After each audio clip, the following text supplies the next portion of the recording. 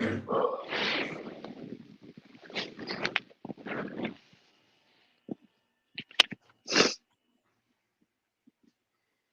right, looks like we live. Shalom, shalom. Shalom. First and foremost, we want to give all praises, honor, and glory unto Yahweh, Bahashem, Yahweh Shai, Bahashem Rachakwadash. Double honors to the apostles and others, a great millstone. Peace and salutations to the elect. I'm the brother Aina from GMS Dallas, and I got the Elder Yatazak here as well. And we're going to be continuing the series, all right, with the book of Second Esdras. Today we're on chapter 4, and we'll see how much we can get through it. Might have to split it up into two separate lessons, but Lord willing, this is edifying. So just kind of going off of the end of chapter 3. Let me let's go back here. Okay. you have Ezra, all right, receiving a vision in the beginning of the chapter. All right. And basically he gets in the spirit and starts asking the Lord questions, asking the Lord questions about the state of Israel, as a nation at that time, how we ended up in that position. And that's pretty much the whole chapter, right? He's asking questions. So now in the next chapter, chapter 4, okay, he gets a response. Okay. Hey, can you get before we get started? Can you get what's the Ezekiel 9:4? Con. Put a mark on the foreheads of the men that sigh and they cry, because that's what Con. Esdras was doing, and that's the state that we come in. You see, you got all these guys that claiming to be prophets, but they not worried about the Lord sending His Son back. I'm gonna say that's what I'm saying. You look at these other groups; they don't even mention the Lord coming back. They want to tell you about the glory of the kingdom, minus the Lord. You know what I'm saying? So at the end of the day, the prophet's mindset is, what does the Lord want? You know, you ask all these questions and you come to the conclusion that the Lord's will is going to be fulfilled. So you need to make sure you're on the right side, which the Lord is controlling all of that anyway. But when you look at the prophets, you see the ones that's telling the truth. The scriptures always tell you about the false prophets too. So it's two different kinds. This is the mindset of a true prophet. You know what I'm saying? How long are we gonna be doing this, Lord? When you gonna come get us? When you gonna save us? These heathens been ruling for a while. What do we do? Like you mentioned it last week. How did we get here? You know what I'm saying? And when you see how we went here, you get to the point to where you understand that we went off. Just that simple. You got it. Con.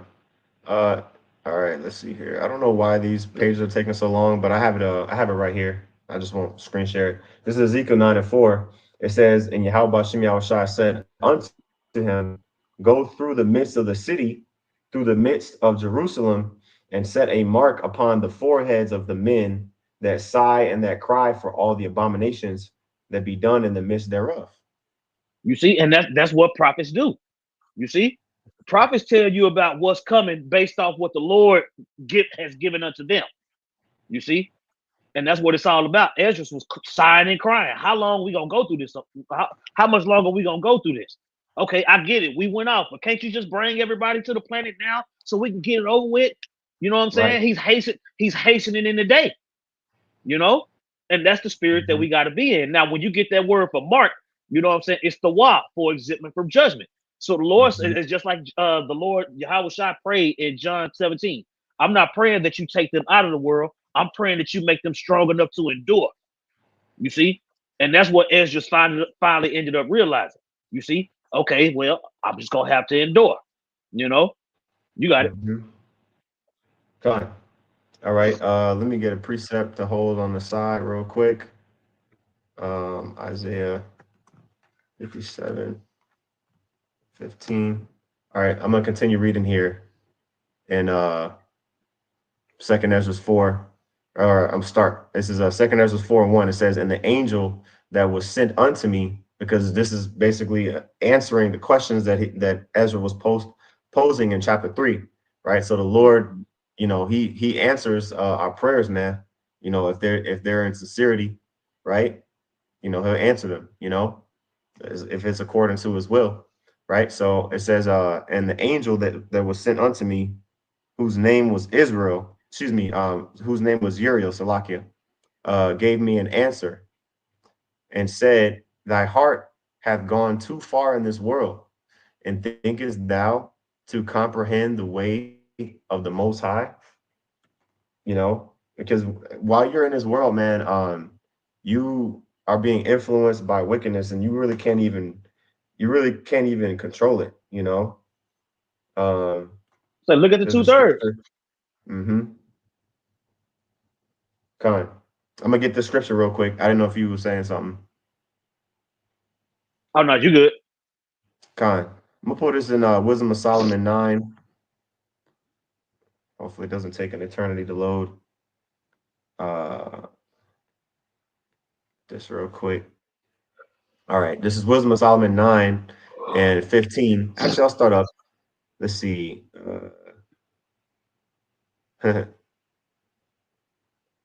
Okay, I'll start at verse 13, actually. This is Wisdom of Solomon 9 and 13. It says, "For what man is he that can know the counsel of the Most High? Or who can think what the will of the Lord is?"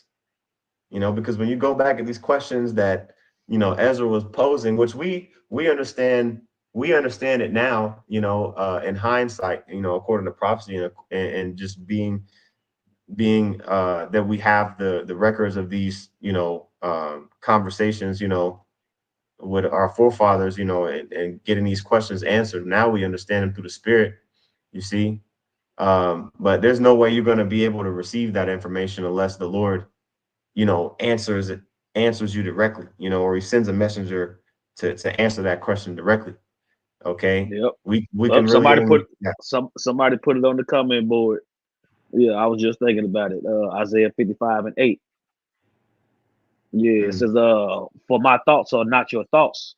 This GMS Melbourne, Shalom, Shalom, the water. It says Isaiah 55 and 8. It says, for my thoughts are not your thoughts, and neither are my ways your ways, saith the Lord. You see, so unless he tells you, you don't know. That's just what it is. that's You got it. it. That's it. Right. And that's very, very evident in this chapter. But I'm gonna continue on this precept.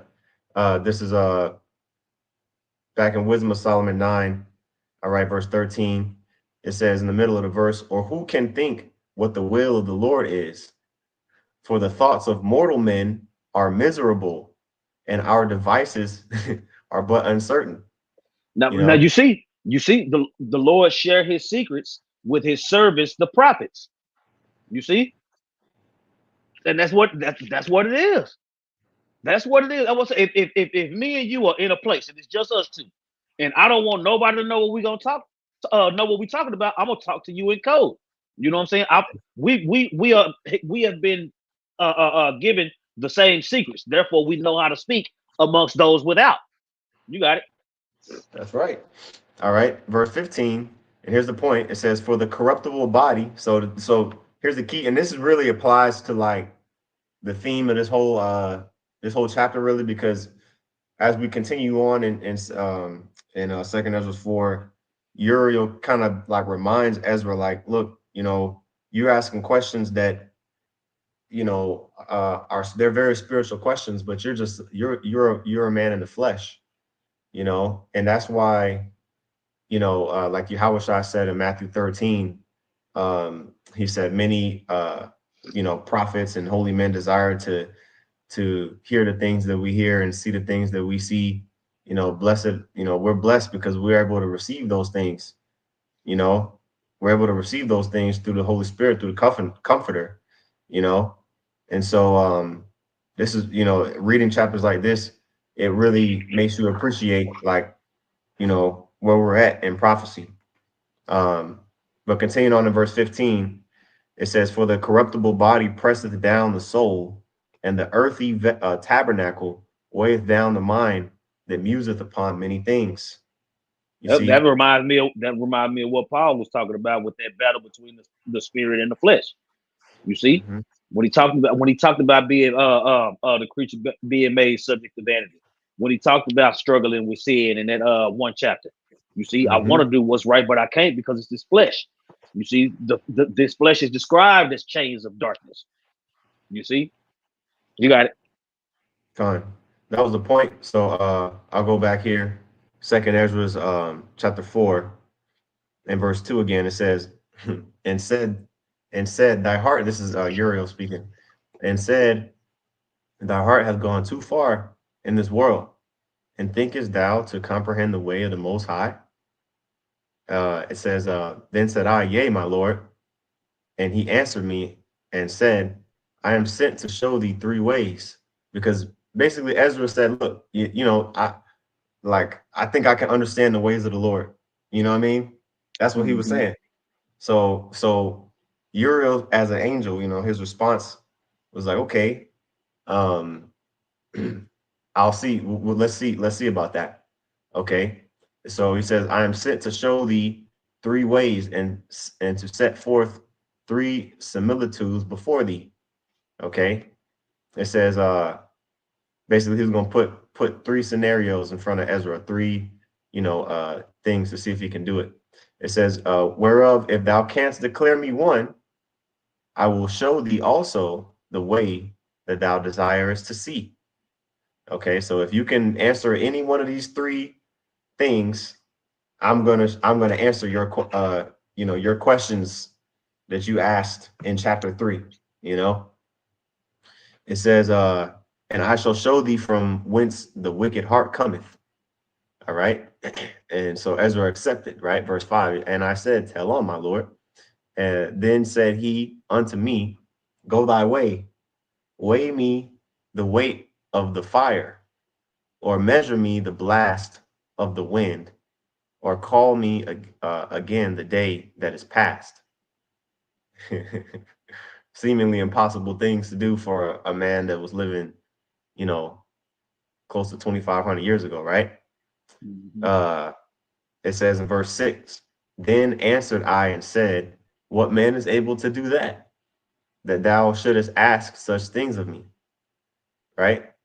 Like basically, as was like, there's no way I can do that. Like, you know, Oh, uh, he patting his pockets and shit. you know what I mean? And stuff like this is why Esau thinks he's a god, because now with his technology, just as a side note, he's able to measure, how much, wind is being blown, and he's able to recall a day that has passed by way of, the technology. You can record a video now, what I'm saying, on your phone. You can what I say, weigh the weight of fire. You know what I'm saying? He can do that. Detect temperatures, exact measurements, right? So he's seeing stuff like this, like interactions like this, because Esau, he goes back in the scriptures, he reads everything, and he's been able to accomplish a certain level of things. All right, and but back then, of course, this was basically impossible, right? And and that's why Ezra saying, "Look, I can do that." Why are you asking that? Something I can't even do. And verse 7 says, "And he said unto me, if I should ask thee how many wells are in the midst of the sea, or how many springs are in the beginning of the deep, how many springs are above the firmament, which outgoing of paradise never went down."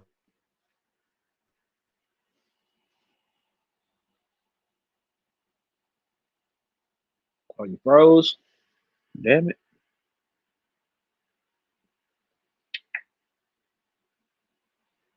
Can you hear me out?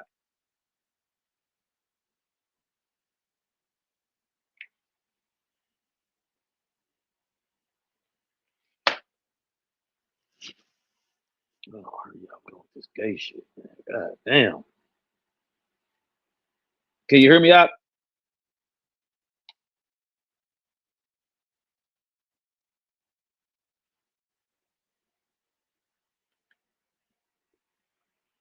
What is that bull?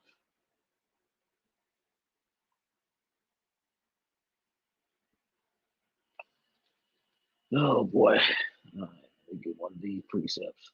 All right, we got Isaiah 8 and 20. All right. says to the law and to the testimony, if they speak not according to this word, it's because there's no light in them. You see? And that's the thing, the difference between the prophets. The Lord set it up to where the prophets was going to be able to explain what's going on with everything. And if you can't explain everything that's going on, then the Lord ain't dealing with you. You see? But a prophet got to ask the right questions. You know, I did a lesson on this chapter years ago, and that was the main thing. Like, you got to ask the right questions. You got to ask what the Lord wants. You see, instead of expecting him to do whatever you want him to do. No, you got to figure out what he wants. His ways is above our ways, so we need to find those ways out. And we don't find those ways out if he don't give it to us. You see, and through Yahweh Shai, we get that understanding. The things that have been made known to please the Heavenly Father have been made known to us through Yahweh Shai. You see, but as a prophet, you got to ask the right questions. What does the Lord want? Not what I want. If you don't want what the Lord wants, you ain't gonna fucking get it. You got it. Come on. I don't know why your screen is coming up black, but on the stream, okay, there we go. I don't know what the heck is going on. Oh yeah, So like your I screen said, was your screen was black a second ago. So yeah, like they taking turns fucking with us. Can you tell me what verse I cut off at? Because I don't know. Uh, I was this is where I stopped right here in verse 9. Um, or verse 8. I read verse 8 basically. I don't yeah, know. you can pick up at 9. All right, cool. All right, this is continuing on here, Second Ezra chapter 4 and 9. It says, "Nevertheless, now have I asked thee, but only of the fire and wind, and of the day wherethrough thou hast passed, and of things from which thou canst not be separated, and yet canst thou give me no answer of them." So yeah, as the angel Uriel was saying, like, I'm asking you about things that you're familiar with. Yesterday, fire, wind, right? And he's saying, look, you can't even answer basic things like that, things that you're familiar with, right? Verse 10, it says, "He said, moreover unto me, thine own things and such as are grown up with thee, canst thou not know? How should thy vessel then be able to comprehend the way of the highest, and the world being now outwardly corrupted, to understand the corruption that is evident in my sight?" You see?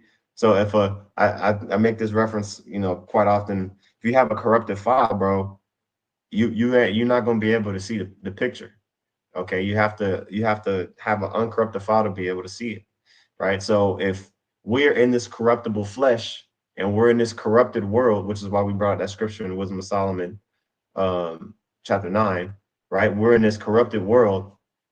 We're not going to be able to see things from a pure lens and a pure way of understanding, like how, for example, angels who they do not have those corruptible fleshly bodies like we do, they can see things clearly, and the only way that we can even get an inkling of that is through the spirit of Yahweh Shem Yahushai. Okay. And so that's really what makes us different from everybody else, like, as far as the average man in the flesh. Now, keep in mind, Ezra was in the spirit, he was sincere. He wanted to know what was going on. Okay. And even he wasn't able to answer the answer that, Uriel asked. Okay. And I don't think anybody will be able to answer that, without, some type of technology. And even then, it's still corrupted. Right. So that's the perspective that Uriel was trying to put Ezra in before answering anything directly. Right. So verse 12 says, then actually, let me check this, see if this precept is good. Which I don't know. I don't think it finished loading, actually. I'll let it finish loading. Yeah. I'll get it later. This is Second Ezra's verse 13, Second Ezra 14 and 13, excuse me, chapter 4, verse 13. It says, he answered me. Oh, wait, I skipped it. I skipped verse 12. It says, then said I unto him, it were better that we were not at all, than that we should live still in wickedness and to suffer, and not to know wherefore.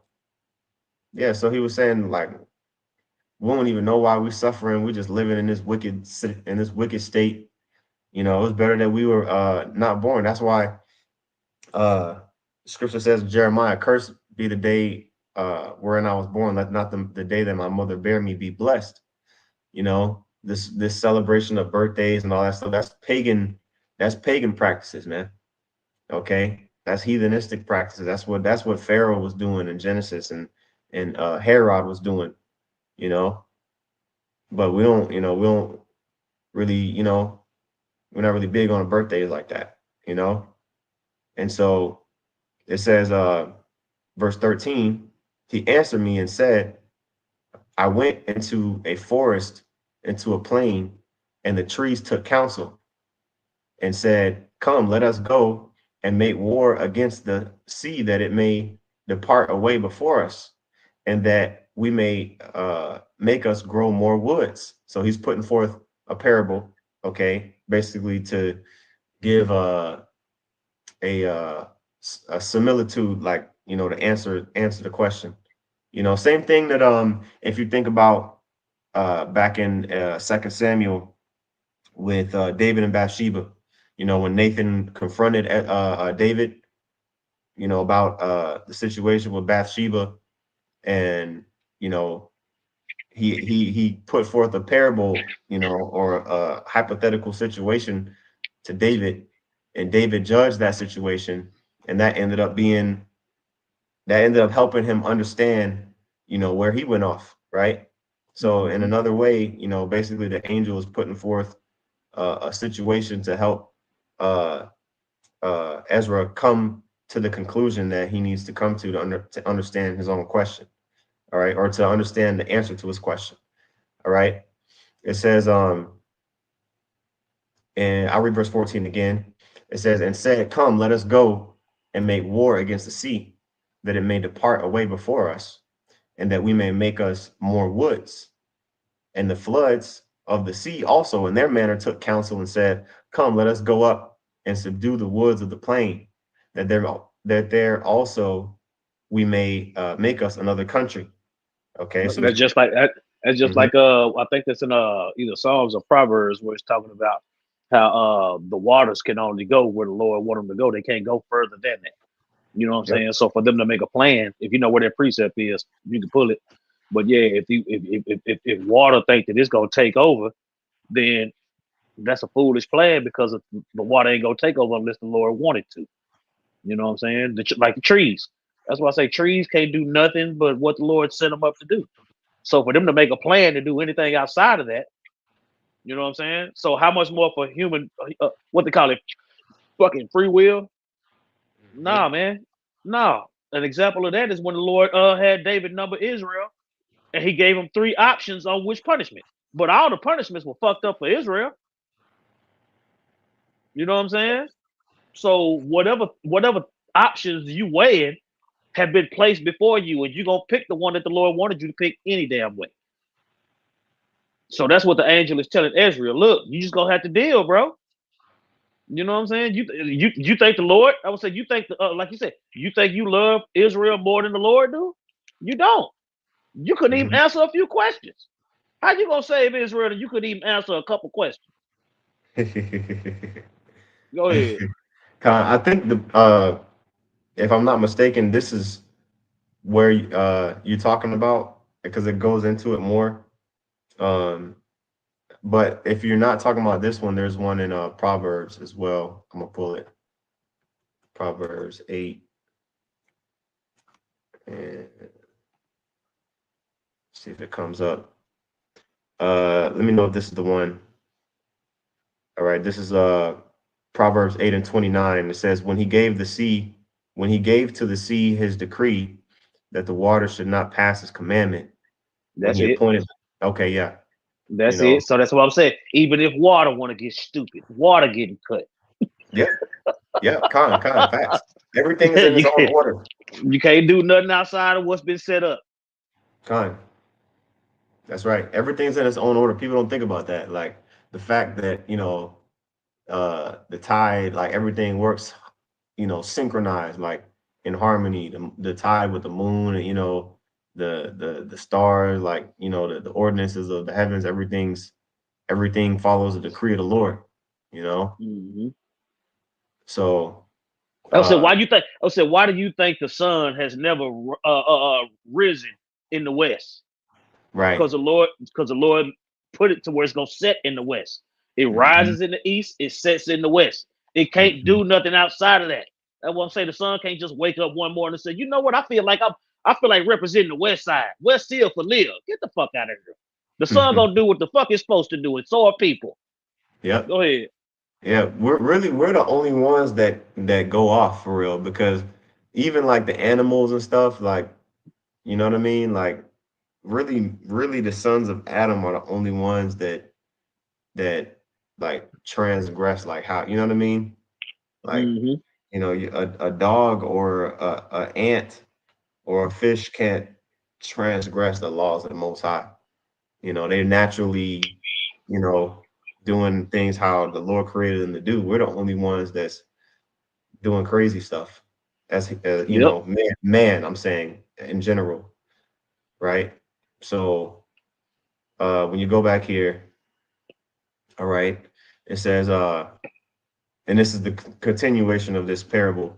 It says, the floods of the sea also in like manner took counsel and said, come, let us go up and subdue the woods of the plain, that there also we may make us another country.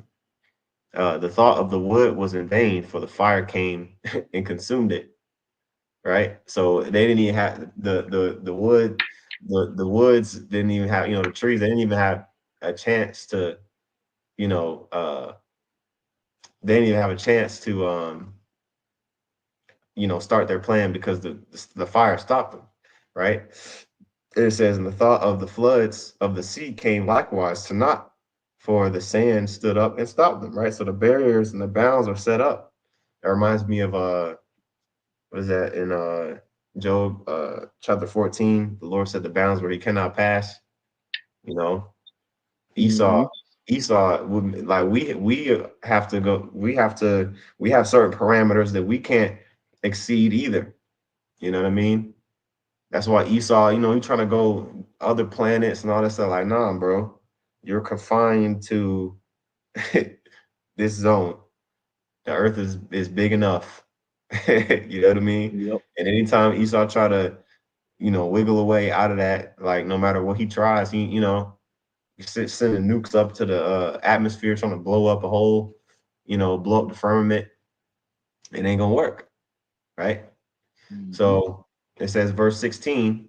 Actually, I read that already. Verse 18. It says, "If thou wert to judge now between, but betwixt means between, so it's interchangeable. If thou wert to judge betwixt these two, whom wouldest thou begin to justify, or whom wouldest thou condemn?" Right? Verse 19, it says, "And I answered and said, verily, it is a foolish thought that they both have devised, for the ground is given unto the wood, and the sea also hath its place to bear his floods." Right? Like, it already has this predetermined, uh, place. I believe it talks about that in chapter 6 as well, you know, which we're going to get into all of it, man. It's going to be good stuff. But it Mm-hmm. says, verse 20, "Then answered he me and said, thou hast given a right judgment, but why judgest thou not thyself also?" You see that? So the Lord control water, he control land, but he don't control the people that he put on that land. Right. You know what I'm saying? It's another precept where it talks about the Lord created the earth and people to dwell on it. You know what I'm Mm. saying? So the Lord, that's what I'm saying. People don't understand what it says when the Lord created Yahweh Shai. He created everything, and then after the Lord died and resurrected, everything was put under his feet. People don't know what that means. But what it does mean is that the Lord is in total control. Right. You got it. I got a preset real quick. This is Proverbs 20 and 24. It says, "Man's goings are of the Lord, Yahweh Shem Yahweh Shai. How can a man then understand his own way?" Right now, we mentioned earlier the creature was made subject to vanity. When you go into that root word, The root word for a creature is katizo, right? And it Which says word you want me to get? uh uh the creature. See, Oh, people think yeah, when they hear the word creature, they thinking about bugs and shit. Like, nah, yeah. man, people, right? It says creature, kadizo is the word, right? To make habitable to people, a place, region, a land, all part of the creation, right? God created the world. Yahushua created the world under His orders. You see, to shape, completely change, or transform. You see, but that creature, people is involved in that creature, and that creature was made subject to vanity. You are under the rule of vanity, which makes us go off. That's why this flesh is a chain of darkness. Okay, you got it. Con. Let's make this real quick. All right. That was it on that Proverbs 20. Continuing on here, back in Second Ezra 4, and let's see. I'll read verse 21 again.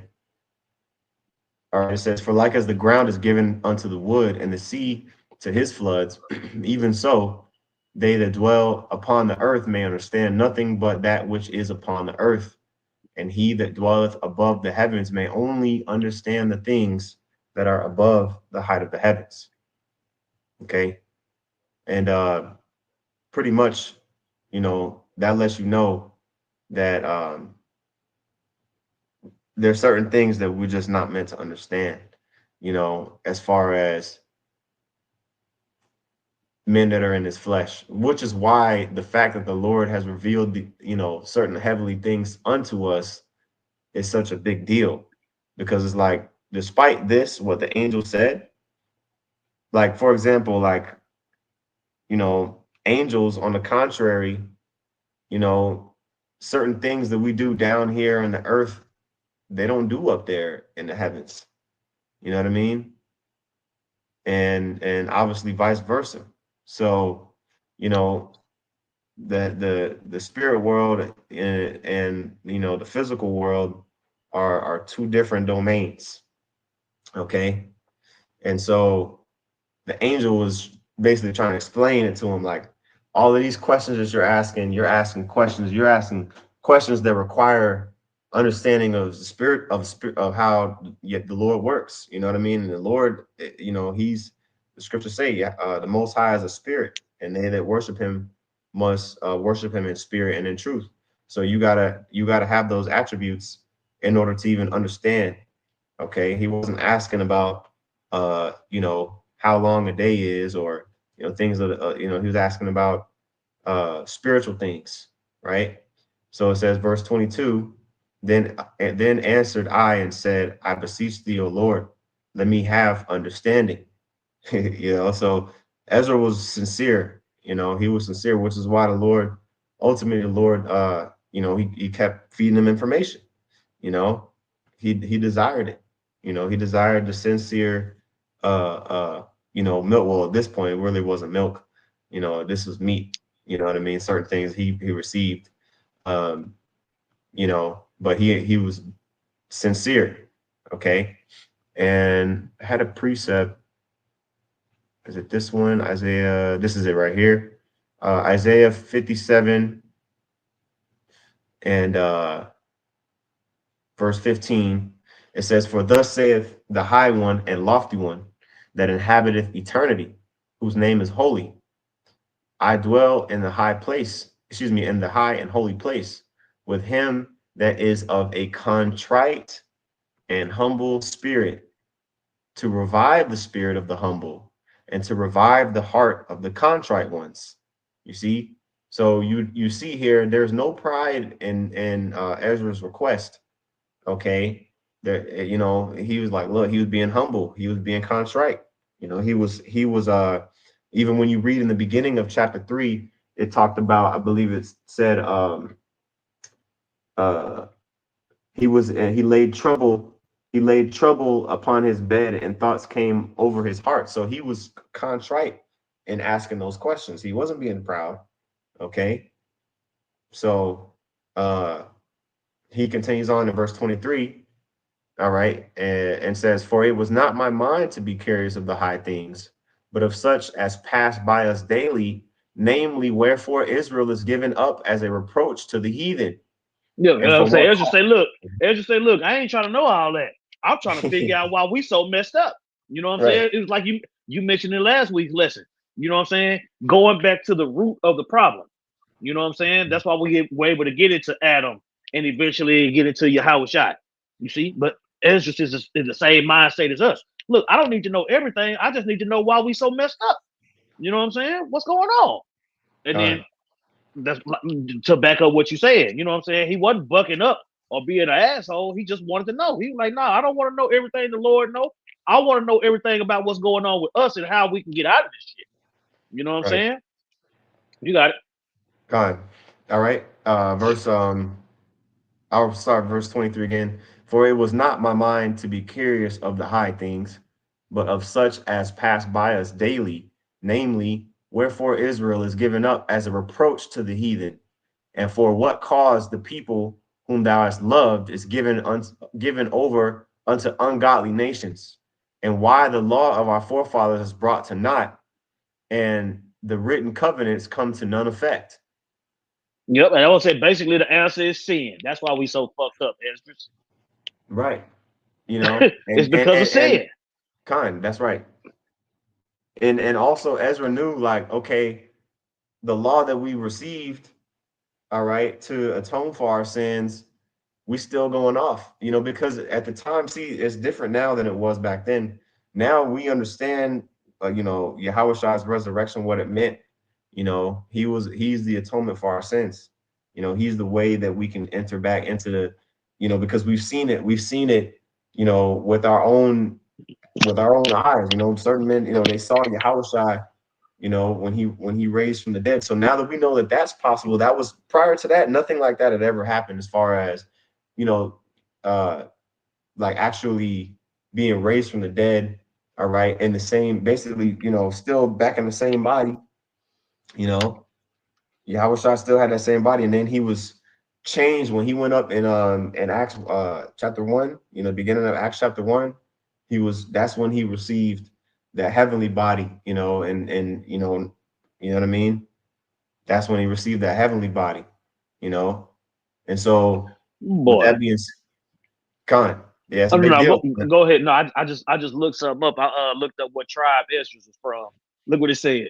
It says What's it? Esdras, also known as Ezra, was not from a specific tribe, but was a priest who was part of the lineage of Aaron, which would make him a Levite.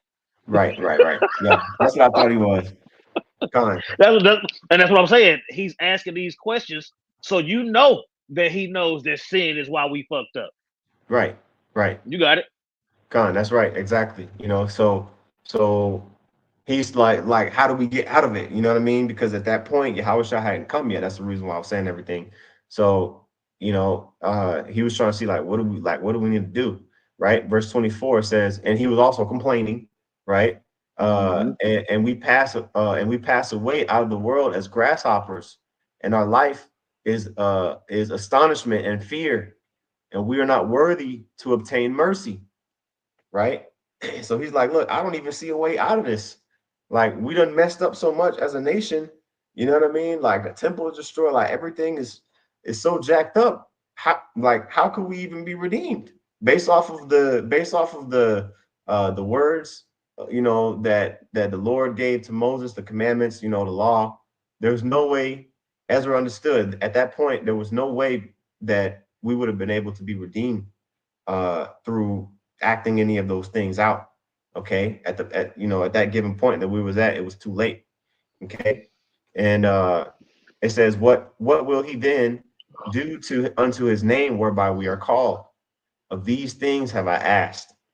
You see, because he's like, look, are we gonna be just a disgrace in the world forever, like right now, like how we are right now?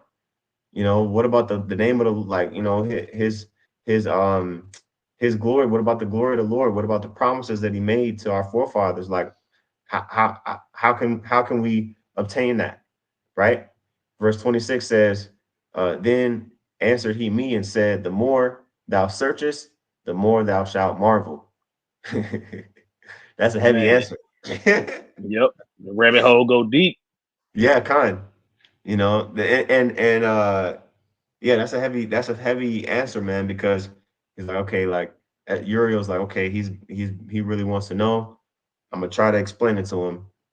And then he starts to now Uriel starts to explain things. Okay. Mhm. It says, for the world hasteth fast to pass away and cannot comprehend the things that are promised to the righteous in time to come. See, now what that means is you got to understand the prophecies. You know what I'm saying? Read that again. Kind. It says verse 26, then answered he me and said, the more thou searchest, the more thou shalt marvel. For the world hasteth fast to pass away and cannot comprehend the things that thou art promised, the things that are promised to the righteous in time to come. You For see, this so world, within that, you got Esdras is gonna have to die. He's gonna have to come back. However many times it took for the will of the Lord to be fulfilled. You know what I'm saying? So he letting them know. You know, you I get it that you asking these questions, but I'm explaining it the best way that I can. You know what I'm saying? So I wouldn't be surprised if you can't get it right now. But I'm gonna tell yeah, you yeah, because I know you sincere and I know you want to know. So I'm gonna tell you. Here we go. right, that's right. Yeah, you know what I mean? And there's certain, I mean, I already said it already, but there's certain things that, uh were not understood, man, back then, bro. Like, you know what I mean? We talking about, you know, 2,500 years ago. Yeah.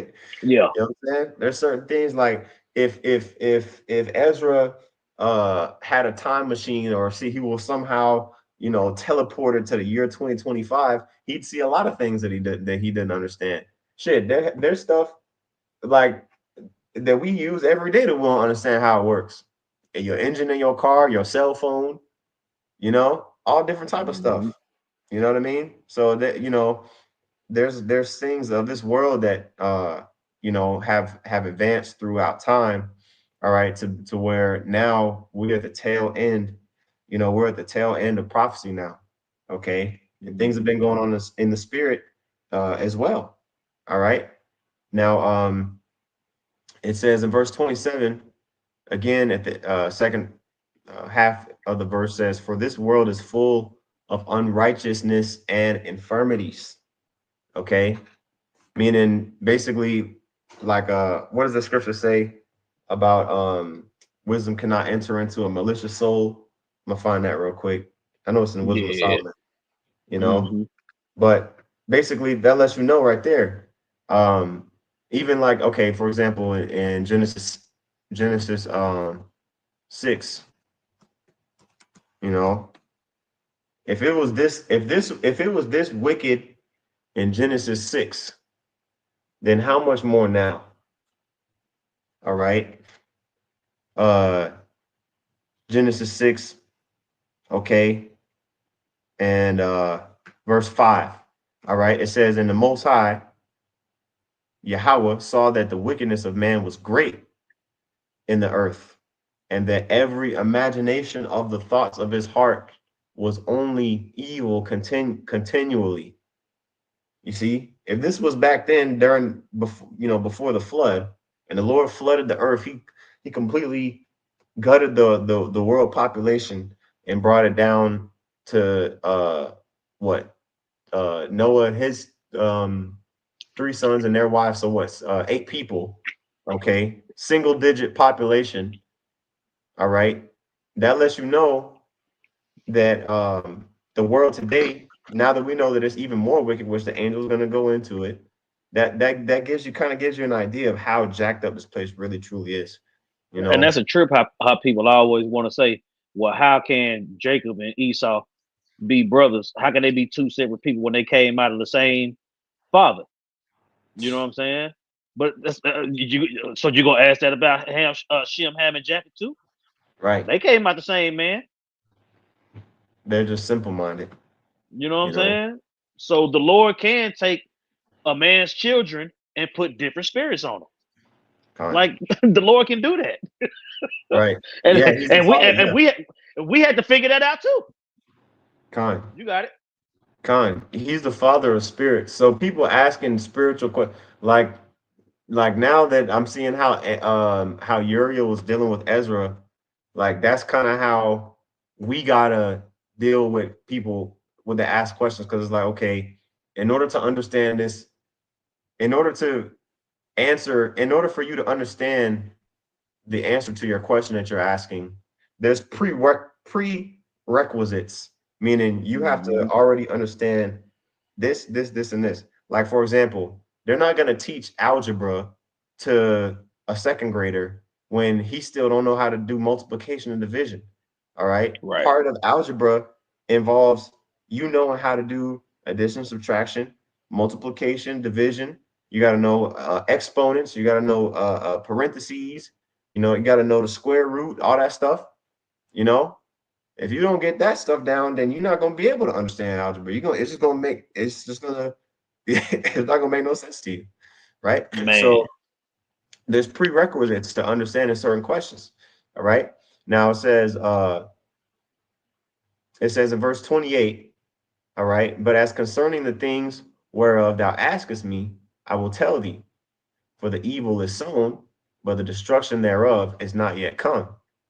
You see? And the destruction is going to come, here to Babylon the Great. Okay. That's when you start getting into, the prophecy of, this place getting destroyed, man. Okay. Because that's how it's going to be destroyed. Yahweh Shai is going to return, okay, with the chariots, dismantle this man's kingdom. All right. And set up, the new heavens and the new earth. Okay. After the thermonuclear missiles, man. All right. Now, verse 29 says, if therefore that which is sown be not turned upside down, okay, and if the place where the evil is sown pass not away, then cannot it come that which is sown with good. So I'm gonna get a couple of let's see which one. Yeah, I'm gonna get Revelation 7. Oh, I don't know why I didn't. Revelation 7. All right. It's tripping out. Revelation. Maybe I have too many tabs open. Also, let's see here. A multitude. I don't know why it's not loading, bro. It like stops loading mid-page. I'm gonna get rid of some of these. Oh, here we go. I think it loaded now. Okay. Um, all right. Yeah. Revelation 7 and 14. Okay. It says, and I said unto him, Sir, thou knowest. Actually, I'll start at verse 13. And one of the elders answered, saying unto me, what are these which are arrayed in white robes? And whence came they? And I said unto him, Sir, thou knowest. And he said unto me, these are they which came out of great tribulation, and have washed their robes and made them white in the blood of the Lamb. I Okay, was so gonna say this that great. they Mhm. came through great tribulation. Right. You see? They came through great tribulation, meaning there wasn't gonna be no cakewalk. You know what I'm saying? It's Con, gonna be a lot. It's gonna be a lot that has to happen. See, you got Jacob's trouble, you got the MOTB, you got World War III. Though that's that tribulation that's building up right now. That we know by the prophecies that the Lord is getting closer and closer and closer. All right, you got it. con. Now that ain't no. I would say that All right. ain't no replacement theology neither. You see, those are all No. those scattered Israelites that believed on this word, repented, and was delivered.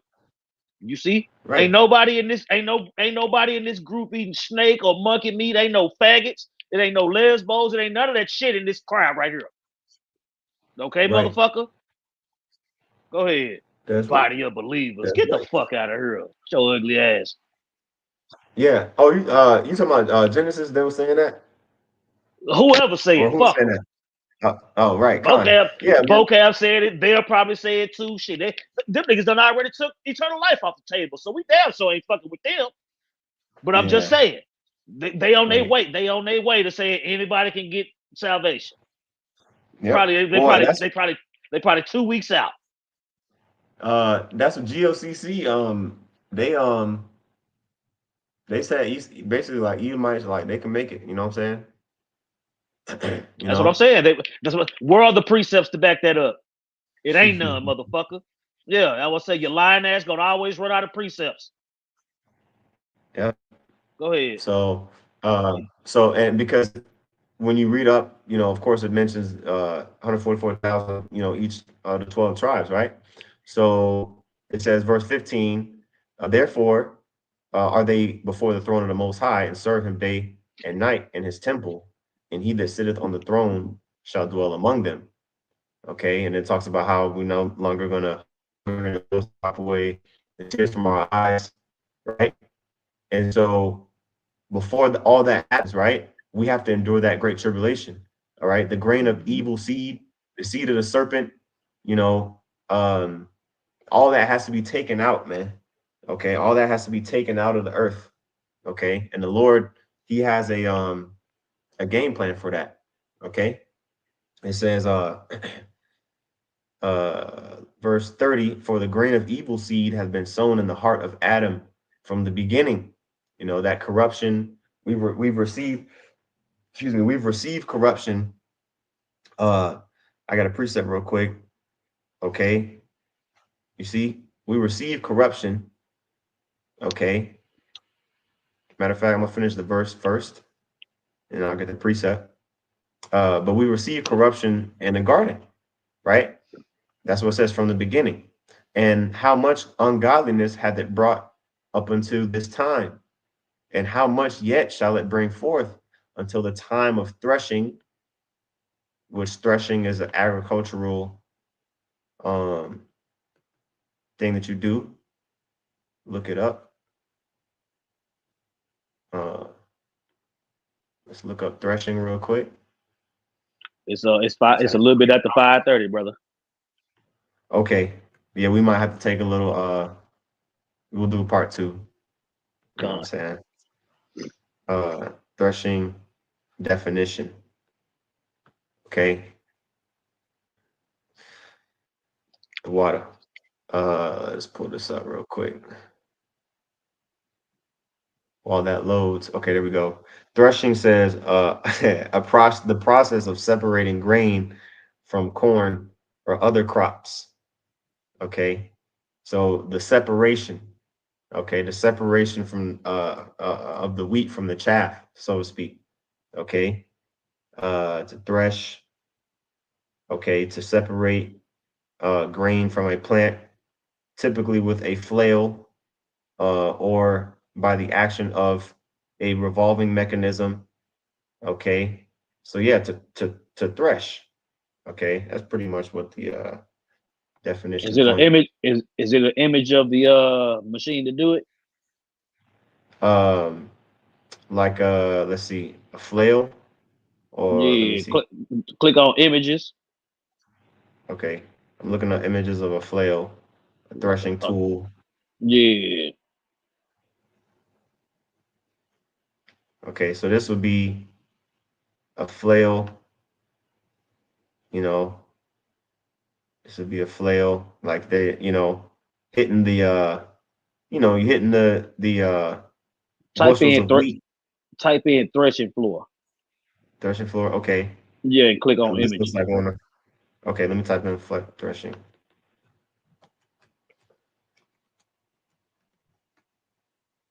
That kind of looks like it. Really, let me see. Threshing floor. Okay, they're showing animals. See, because you can. Okay, let me look this up. I'm gonna pull this one up and blow this one up, make it bigger. You can use multiple things to thresh. You know, I don't know why it's not pulling up. Let me see. Open image in a new tab. See, it's hella small. Esau be doing that. He be doing that with the images. Open image and see if it works. Yeah, Esau the damn demon. But a threshing floor, because I wanted to read those words on there. I guess you gotta click on this Yeah. Latter-day Saints website you know, to blow it up. But when I had the other picture pulled up of a flail, you know, like it showed this instrument. It could have spikes on the end. You know, it could have just like a big like nunchuck type of deal, you know. Yeah. And they will use that to thresh to separate the wheat. And you can also use it. You could also use it. Use animals to thresh as well. Let's try this. Open image, a new tab. Yeah, it's pulling up everything hella small. But you know, you can use animals to step on it. You know, basically like kind of like a wine press too. You know what I'm saying? But with animals, and instead of stepping on grapes, you're stepping on dry stuff to separate the grains. You know, to get Yep. the grains out of the husk. You know, and then they're showing right here. They're showing winnowing. Now a winnow machine, that's super cool. You know, to see that it like sifts the heavier grains and separates them from the lighter ones. You know, but it's a process, man. It's a separation process, right? Yep. Now, let me close these out. Okay. Now, when you go back here, okay, the time of threshing. All right, we got the definition of that thresh, basically to separate. Okay, so the Right. Just like separation of the just like you separate the tares from the wheat. It's gonna come a time uh, for that. You got that's right. That's right. That's exactly right. That's what I was gonna say. it. All right, and let me see, get a couple more verses. I'll start at I'll stop at verse 32. It says, verse 31, ponder now by thyself how great fruit of wickedness the grain of evil seed hath brought forth. Woo. Okay, that evil seed, man, is the the seed of the serpent. You know, he's the main one. See, because he was the main one responsible, but also too, we received you know death as a curse. You know, for our disobedience. We were told that our life was going to be made more difficult. You know, we were going to have to, by the sweat of our brow, you know, work the land. You know what I'm saying?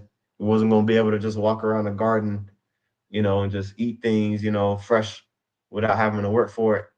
You know, and verse 32 says, "And when the ears shall be cut down, which are without number, how great a floor shall they fill?" You see, so when the wicked, seed, all right, because the Lord basically he lets things come into fruition. Even when you read about that in Genesis, um, you know, it talks about the iniquity of the Amorites being fulfilled, and the iniquity of the Amorites was, those Canaanites that was in the land.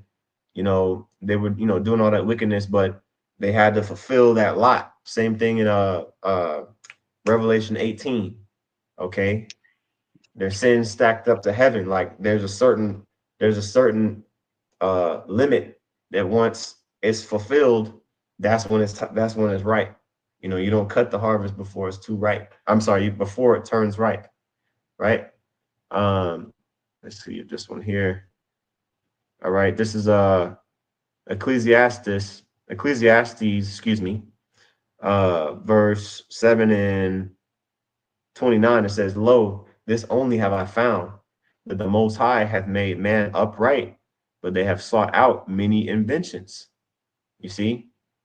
So over time, our people mingling with the heathen, getting familiar with them, trying to figure out, how the heathen does things and how they operate. Okay, that's caused us to downgrade ourselves, dilute ourselves. Okay, lower our vibration. And this other precept that I didn't pull it. We close out on this one in Wisdom of Solomon 2 and 24. Okay, actually, I'll start at verse 23. uh it says, "For the Most High created man to be immortal," specifically the sons of the Most High. Okay, and made him to be an image of his own eternity. See that? You see? So we were supposed to reflect what's going on in the heavens on the earth. Okay, but look at what happened in the garden. Okay, What happened in the garden was, you know, we were cursed, okay, with death. So it says, verse 24, nevertheless, through envy of the devil, see that? Through envy of the devil, the deceiver, came death into the world, and that and they that do hold of his side do find it. You know, so if you sticking around with these satanic practices, okay, you're gonna find what you're looking for, man. Death. Okay. Mm-hmm. Now, I think that's a good place to stop because there's like 50 something verses in this chapter. Con, Uh, we stopped at verse 30, and then I guess we can just kind of pick up where we left off uh, con. when we start again. Okay, yeah, it's the same precept. So yeah, I'll go ahead and close it. Did you have anything else, Aquan? Oh no, we good. We good to go. Okay, kind of. Hey, well, Lord willing, Abaratazad is an edifying lesson.